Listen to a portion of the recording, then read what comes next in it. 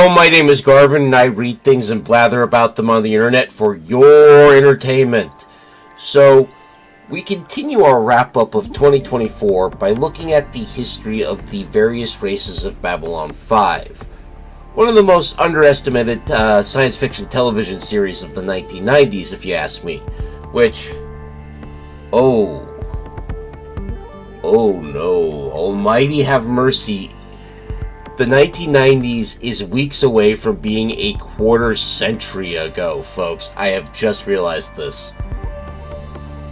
Oh, Lord, we need to go back. We did it wrong. We need to go back. We need to rewind the last 25 years and do it right this time. I mean, someone needs to save that damn gorilla, for example. Sorry, let's talk about Babylon 5. But first, let me thank my ever-wise patrons for giving me the opportunity to have an existential crisis on YouTube. And I would like to note that you can join their ranks for as little as $1 a month and vote on upcoming content. There are 3 polls up on my Patreon for you to vote on right now. Link is in the description below. Anywho, let's turn to the unofficial history of the Centauri Republic, as told through the Mongoose RPG book. This is what the Imperial Court is hiding from you, folks. The Centauri were one of 2 sapient races to evolve on their home planet, with the 2 species being separated by an ocean and existing on separate continental landmasses. The prehistoric Centauri would develop to live in family groups as hunter-gatherers and worship a complex pantheon of animal gods with rituals and interestingly complex spirit beliefs based on the hunt. However, a religious revolution swept the Centauri race with the introduction of the figure of the Great Maker.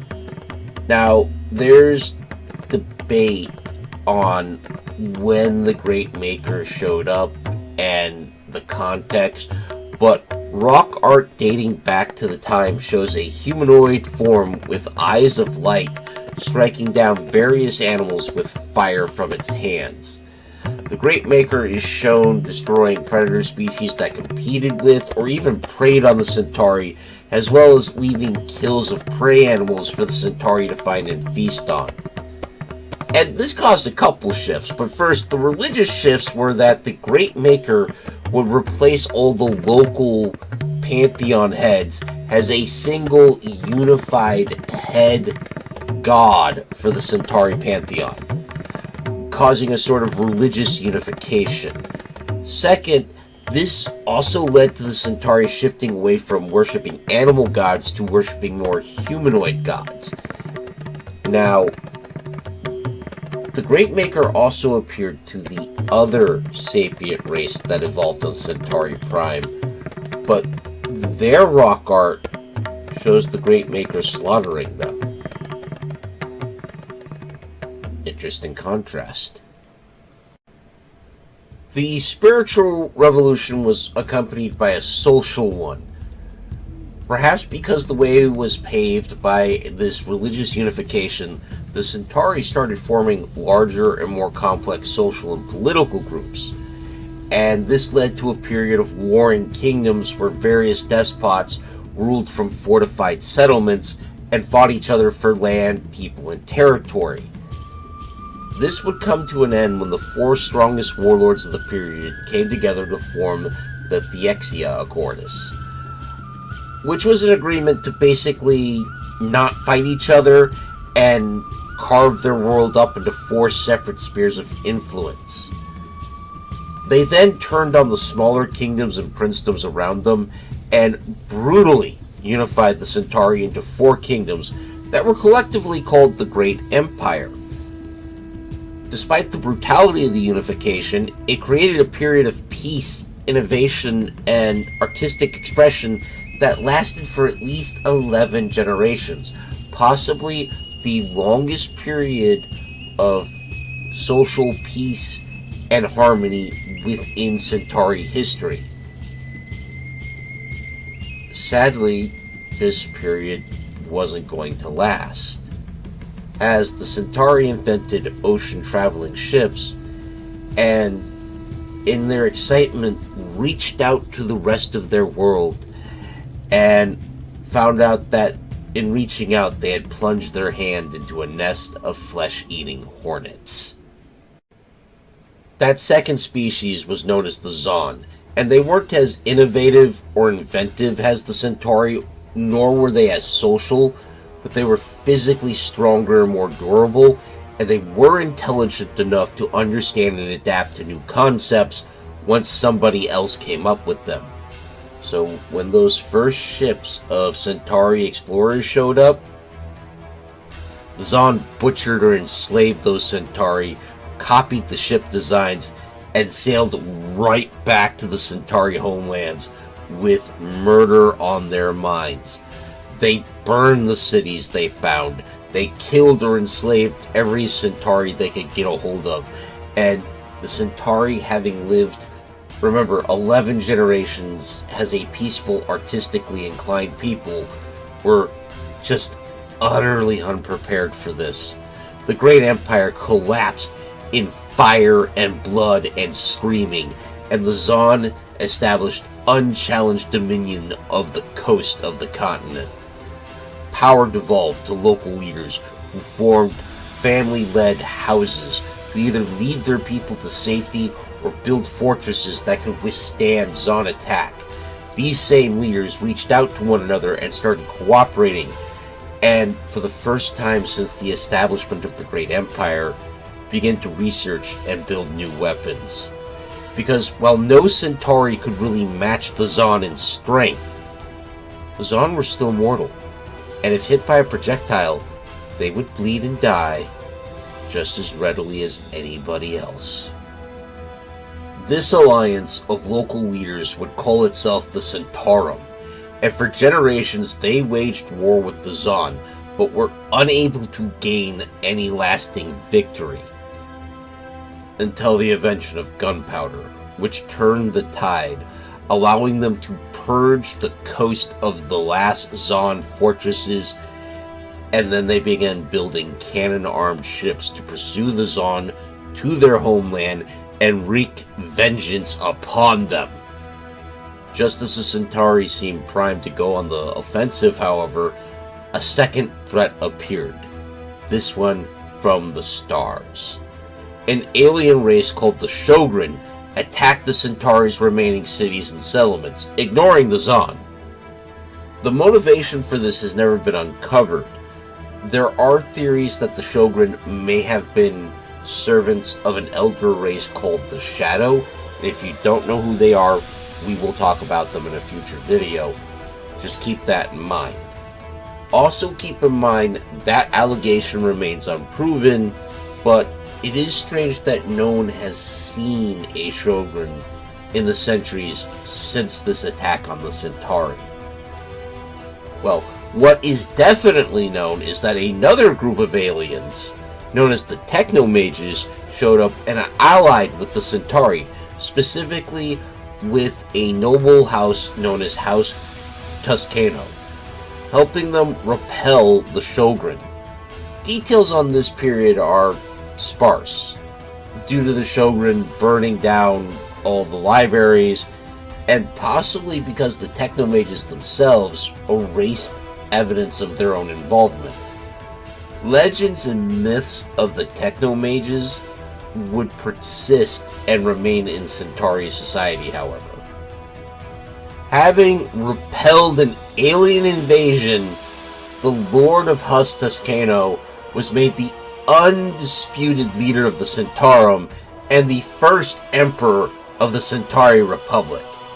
He changed his personal name to Kiro to create a sense of separation between the imperial throne and his own noble house. He also rallied the Centauri not just to rebuild, but to finish the job against the Zon. This would take 300 years.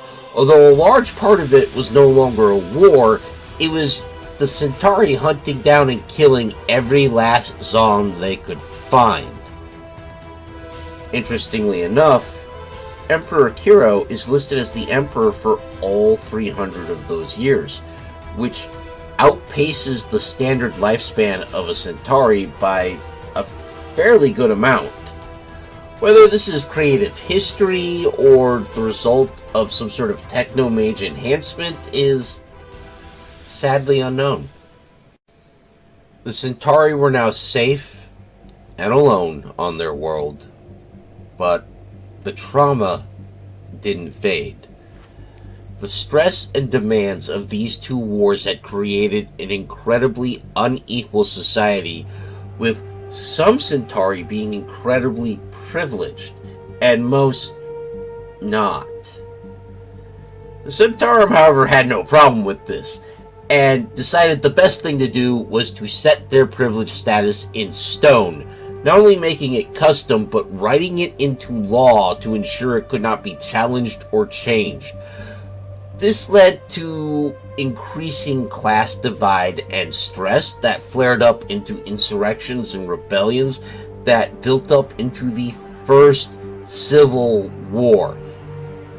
Now, at this point, the Centauri were an industrialized people, and the war was an incredible shock to all of them, leading to a swift negotiated settlement where the Centaurum granted economic and social concessions, but the underlying issues and problems were not solved, and all it would take is one very unwise man to reveal that.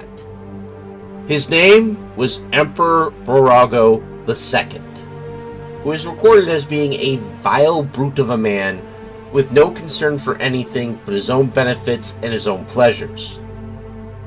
The inciting incident is when he gathered the nobles of the Imperial court and announced he was going to triple taxes on the working class for 2 years to fund a new Imperial palace, with blackjack and hookers. Every noble standing there realized that the Emperor was going to single-handedly kickstart a revolution, and they would be on the wrong side. So in a panic, they killed him. However, for all his vices, the Emperor was a physically powerful man, and he took 9 of them down before he died. And there was a lot of chaos and a lot of other incidental casualties, let's call them. So when the royal guard showed up demanding answers, the nobles, still panicking, blamed the dead servant who had been caught in that crossfire, thinking that pinning the blame on a dead man wouldn't hurt anybody and would avert further tragedy. As you can guess, this was a mistake. The royal guard traditionally answered to the emperor and to the senior officers that he chose. All of those people were dead on the palace floor. The junior officers, with no one to control them, flipped out, rounded up the servant's family, and executed them in the streets, in front of the civilians, with no explanation and no trial. The reaction wasn't quite what those officers intended. To the citizens of the Imperial capital, it appeared as if the Royal Guard was just randomly murdering people for no reason. And the commoners of the Imperial capital, like everywhere else in the Centauri Republic, were seething with resentment and grudges towards the upper class that the Royal Guard represented in their minds. So this was the final straw. The people of the Centauri Imperial capital erupted into massive violence, and the Royal Guard would be butchered to the last man in the streets, and the revolution was on. It would be fought for 50 years, tearing apart Centauri society and killing millions. In the end, a new emperor, Emperor Ludo, found out the truth and revealed it to everyone. He executed the surviving nobles who had killed the previous emperor, and then confessed everything publicly and gave a direct apology to the Centauri people, begging for peace. The people were sick of war, and many felt they had nothing to show for it, and the emperor was offering more social and economic concessions, and they wanted it. So the vast majority of the population took the deal. This peace, however, would turn out to be temporary. The stages of rebuilding required the need for cheap labor, and to be fair, cheap labor is something that noble classes, among others, adore. So their solution was the Notoro Act, a decree that formally established a slave class, defining its members as those convicted of various crimes, as long as they weren't of noble birth, because the nobility was given blanket immunity from enslavement, and this infuriated the commoner class. However, those in military service were also granted immunity from enslavement, so the military sided with the nobles. So despite constant violence, the commoners were not only unable to rise up and remove the law, they had to watch as the law expanded to the children of slaves. So if your family members were cast into slavery, not even their children could escape. These grudges only fueled more uprisings and rebellions, which were only quelled by the invention of nuclear weapons and a show of the Imperial House's willingness to use them on rebellions. Rebellion became pointless, so Centauri society settled into a grudging stability. And then, once again, something from beyond the stars reached out. It had been roughly 300 years since the last Swan had been killed. And that night, a lance of metal, plastic, and fire struck Centauri Prime. Of all things, a Shogun ship crashed and revealed another ship that had been abandoned after the first invasion. While the Imperial House tried to hide this, the technology soon spread to the other noble houses, who began using it to slaughter each other. Badly understood technology was pressed into production to create nightmares like unshielded radiation guns or high-energy cannons with no safeguards against overloading. The noble houses were staggered as the new weapons they deployed were almost as ruinous to the user as to the targets.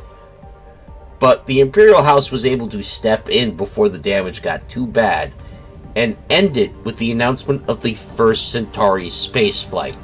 The Kiro's Valor was a ship built completely from reverse engineered technology, and by just pulling out a Shogun faster-than-light drive and plugging it in. Its first flight caused the noble houses to surrender up their weapons in exchange for the promises of the bounties of unexplored worlds to follow. For decades, Kiro's Valor was the only FTL ship in the fleet. But eventually the Centaurum decided to ground the ship and take the chances of fully reverse engineering it so they wouldn't be dependent on a single repaired alien FTL engine. This would take 5 years, and would result in at least 3 prototypes that were cataclysmically destroyed. Meanwhile, the Centauri had mastered enough technology to begin expanding to every planet in their home system. And at the end of that 5-year period, they created a ship called Destiny's King, which was able to create a stable jump point, giving the Centauri their first jump drive ship. Now, on the off chance that someone has gotten this far into the video and has no idea what those terms mean, let me explain. In Babylon 5, Faster than light travel works by either going into a gate, which is a pre-made structure that a ship flies through to access hyperspace, or using an internal engine to open a point into hyperspace called a jump point and flying through it. Hyperspace is kind of an alternate dimension, sort of, where it looks like space is much smaller. So the amount of time it takes to get from point A to B is shorter. So let's say you're on Earth, you have a jump capable ship, you open up a jump point, you fly in, you fly through hyperspace to the equivalent point, open another jump ship, and you're an Alpha Centauri, and instead of it taking you 20 years, it took you a week. So, kind of convenient. With this new technology, every noble house was constructing their own jump ships and colonizing far-flung planets across the galaxy. To limit the chances of successful rebellions, the Emperor put strict population limits on off-world settlements. The nobility, mainly interested in using the colonies as resource extraction points to increase their own wealth, didn't chafe too much at this. Too much. The Emperor also created the Royal Navy, which at first was only a couple dozen lightly armed ships, but would grow into a formidable fighting force. Now, despite the fear of meeting the Shogun again, the Centauri kept pushing at the bounds of unexplored space, finding only pre-spaceflight civilizations around them, and their response to that was to, well, crush and conquer them. In a way, this isn't surprising. After all, 2 out of 3 times the Centauri had encountered non-Centauri life, that life basically tried to rip off their face. So one could see why the Centauri had decided that life in the galaxy was rip-face or be-face ripped. That said, they could have still chosen not to behave like the Shogun or the Zon, but instead they chose to copy their abusers. Something that much of the galaxy, including the Centauri, would come to regret. That said, eventually, the Centauri did hear of another race that was either equal in power or stronger than them, the Garmak. The Garmak were older than the Centauri and ruled a vast dominion. And stories of the Garmak's power and wealth kindled Centauri greed and lust for conquest, as well as their fear. Because they knew if they didn't go to the Garmak, sooner or later the Garmak would come to them. So when they found the edge of Garmak space and realized that those alien fleets were amassing their strength, they gathered their own armada and resolved to fight to keep the Spire away from Centauri Prime. The Centauri leapt into position, but before they could so much as open communications, a third race appeared, and without any effort, turned the mighty Garmak fleet into so much junk floating in the dark void.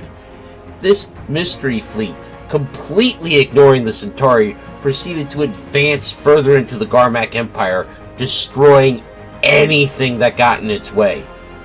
Terrified, the Centauri fled this new race that seemed to be beyond even the dreams of Centauri strength. But they would soon learn the name of this fearsome race from others, and the name of this race was the Minbari. They would also swiftly learn that the Minbari were a very isolationist race, and if they didn't bother the Minbari wouldn't bother them. In a rare display of wisdom and humility, the Centaurum resolved to do exactly that.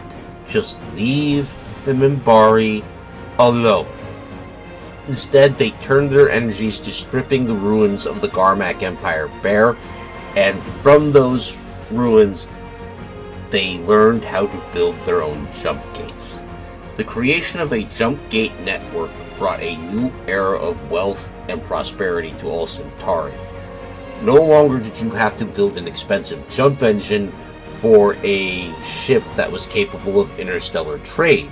You just had to build something that could fly out into deep space and go through a gate and come out another gate. profit followed. However, this inflated the Centauri's pride and their greed, which caused internal conflict as the great houses became more envious of the strength of the royal fleet. This was brought out into the open by the rebellion of two houses, House Rifa and House Varga, which flared into an open battle, which enraged the Imperial House and united the other great houses behind the throne, forcing House Rifa and House Varga to surrender, suffer heavy fines, and the loss of troops and equipment to reimburse the Royal Navy, establishing the message that violence against the Royal Navy would not be tolerated. However, the great houses would work to hamper and cripple the Royal Navy in non-violent and more underhanded ways, sabotaging logistics, corrupting intelligence, and in general, weakening the Royal Navy's efforts to protect the Empire in the name of their own wounded pride.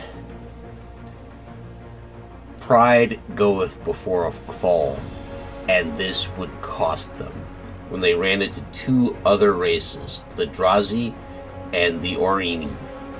While the Drazi weren't the equal of the Centauri in numbers or technology, they were fierce, intelligent, brave fighters, and with the Centauri noble houses hamstringing the war efforts with their infighting and bickering, the Drazi scored a number of successes, which led to the Royal Navy basically abandoning noble colonies in order to pick their own battles and targets, and to force a greater centralization and authority, exactly what the nobles had been trying to avoid. It then came to light that the Drazi weren't operating alone, but had been supported by another race, the Ornini. This outraged the Centauri Republic, who attacked and quickly realized that they might have bitten off more than they could chew. The Ornini weren't as advanced as the Centauri, despite being more advanced than the Drazi, but their fleet numbered in the thousands and didn't have the issues of the Centauri noble system. So when the Centauri attacked, they were able to swamp the Centauri offensive, push the fleet out of their space, and begin their own push into Centauri space. It was only by falling back into Centauri core space that they were able to inflict enough casualties to even begin to even out the playing field. While the Ornini were more numerous, they hadn't had all the time they needed to prepare for far-flung offenses into alien space, and they weren't able to replace their losses fast enough.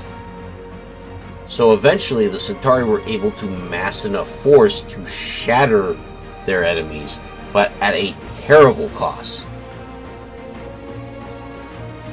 The Centauri had taken so many losses that they were in no position to capitalize on their victory, and they had to fall back from their frontiers and consolidate. However, it is from Ornini wreckage that the Centauri learned how to create artificial gravity, so they got something from this war, I guess. Another civil war drained the strength of the Centauri Republic even further, and it dwindled to 20 worlds. But with time and effort, they recovered and started expanding yet again. But this time, they changed tactics, embracing the idea of diplomacy with aliens who were too distant or too powerful to outright conquer. One of those alien races was the oh-so-entertaining humans of Earth. Not only were the humans too distant from Centauri Prime to be worth the effort, but they were just strong enough that it'd be too much of a pain in the rear to crush them. Plus, human art and entertainment was highly sought after by the Centauri, and so it was decided to simply trade the humans whatever technological trinkets would make them happy in exchange for the unending amusement human media provided. After all, the Centauri sold themselves. It wasn't like the humans would ever be dangerous to anyone. The Narn weren't so lucky. They were much closer to the Centauri Republic, and they lived on a bountiful planet and had a high population, and they weren't militarily advanced enough to resist the Centauri. The resources of the Narn homeworld and the labor of its people would fuel the return of the Centauri to galactic domination. Or so went the dream. In reality, the occupation of the Narn homeworld would be a nightmare that would last less than a century and be ruinous to both the Narn and the Centauri. Narn resistance was determined and savage and led to the collapse of Centauri Imperial rule.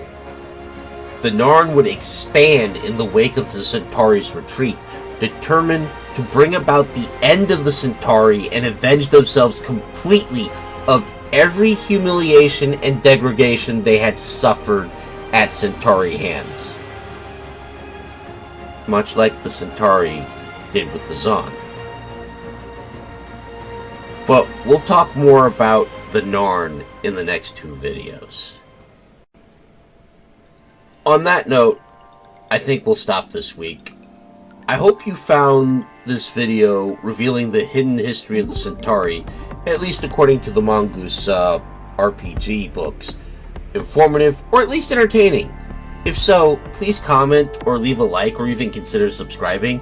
All of these help me in my eternal struggle against the Dread Lord algorithm. Dare be on his name. I'd like to give a special thanks to Big Steve, my biggest supporter. As a fellow B5 fan, I hope you're enjoying these videos, man. Next week, we're going to look at the official history of the Narn regime.